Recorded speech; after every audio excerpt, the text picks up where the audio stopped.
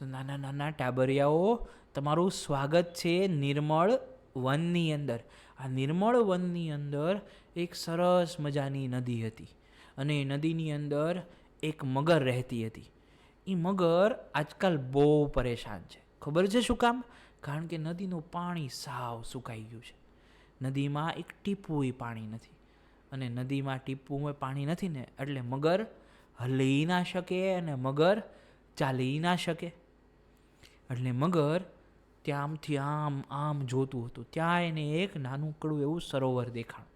એમાં પાણી હતું, પણ મગર ત્યાં જાય કેવી રીતે? કારણ કે મગર પાણી વગર હલી ના શકે ને ચલી ના શકે. જ્યાંથી એક શંભુ નામનો છોકરો દોડતો દોડતો આવતો હતો. એટલે મગરે એને જોયો. મગરે તરત એને બોલાવ્યો, એ શંભુડા અહીંયા જો, સામે ઓલું સરોવર દેખાય છે, ત્યાં મને મૂકી જાને.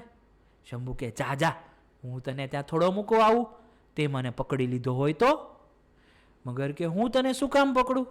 તું મને ઉપાડીને ત્યાં લઈ જા, હું જીવતી રહીશ, નહીંતર તો મરી જઈશ. કારણ કે હું મગર છું, પાણી વગર રહી ના શકું ને જીવી ના શકું.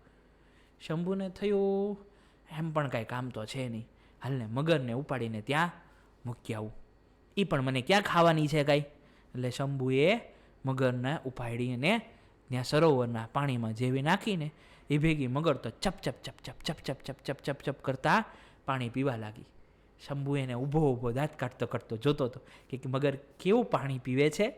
અને જેવો શંભુ ત્યાંથી જવા માંડ્યો ને તરત મગરે એનો પગ પકડી લીધો. શંભુએ કીધું, એ જો જો, કેમ તે મારો પગ પકડી લીધો? મગર કે, હું તો મગર છું શંભુડા, તને ખબર છે હું 8 દીની ભૂખી છું, મને બહુ ભૂખ લાગી છે, હું તને ખાઈ જઈશ ને મારું પેટ ભરી લઈશ. શંભુડો ડરી ગયો. શંભુએ કીધું કે આ મગર તો એનો અસલી રંગ બતાવે છે, કંઈક કરવું પડશે. એટલે મગરે ને સામે જોઈને એણે કીધું, આપણે છે ને આ જંગલના પ્રાણીઓ પાસે ન્યાય કરાવીએ. જો સામે ઓલી ઘરડી ગાય દેખાય છે એને બોલાવીએ અને એને પૂછીએ આપણે કે તું જે કરે છે યોગ્ય છે કે નહીં. મગરને થયું કે મસ્ત જંગલના પ્રાણીઓ તો મારા જ છે, મારું જ સાંભળશે, શંભુડાને તો ખાઈ જ જવાનો છે, બોલાવી લે જા, એક કામ કર, જેને બોલાવો એને બોલાવ. એટલે શંભુડાએ ઓલી ઘરડી ગાયને બોલાવી. ઘરડી ગાય એક પગે ધીમે ધીમે લંગડાતી લંગડાતી આવી અને એને શંભુડાએ તરત આખી વાત કરી અને એ ગાયને તરત જ કીધું. ગાય શું બોલી ખબર છે બાળ મિત્રો? ગાય કે, મગરબેન તું આને ખાઈ જા, આ બધા માણસો આવા જ હોય, આપણે જ્યાં સુધી દૂધ દઈએ ને ત્યાં સુધી રાખે, અને જેવા આપણે આવા લંગડા થઈએ કે શું કરે, લાત મારીને કાઢી મૂકે. મગરબેન ખાઈ જા, અને શંભુડાને તો ખાઈ જ જાજો.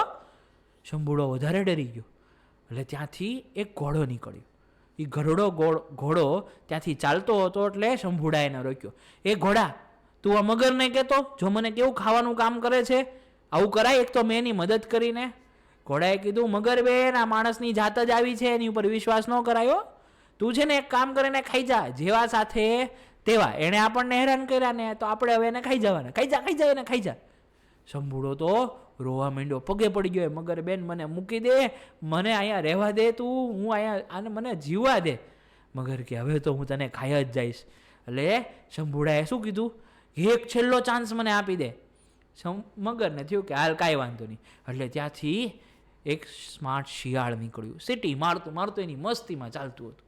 શિયાળ જે છે એને ઊભું રાખ્યું અને શિયાળને પૂછ્યું કે આવું કરાય? તો શિયાળે કાંઈ સાંભળ્યું ન હોય ને એમ કીધું, એ મગરબેન તમે શું કહો છો, તમે ક્યાં પડ્યા હતા? મગરે કીધું કે જો સામે ઓલું સૂકી નદી દેખાય ને ત્યાં આગળ હું પડી હતી, મને કાંઈ સમજાતું નથી મગરબેન, ક્યાં પડ્યા હતા તમે? મગર ઓલાનો પગ તો મૂકી ન શકે ને, તો કેવી રીતે?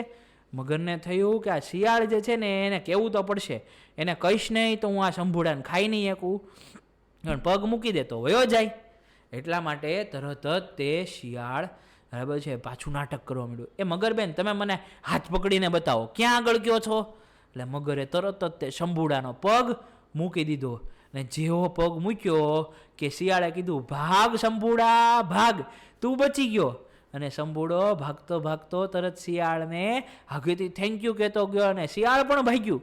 શિયાળ ભાગ્યું ને મગરની સામે જોતા જોતા શું કહેતું તું, એ મગરબેન હજી મને સમજાણું નહીં હો, તમે ક્યાં પડ્યા હતા, કેવી રીતે પડ્યા હતા, કયો તો જરાક.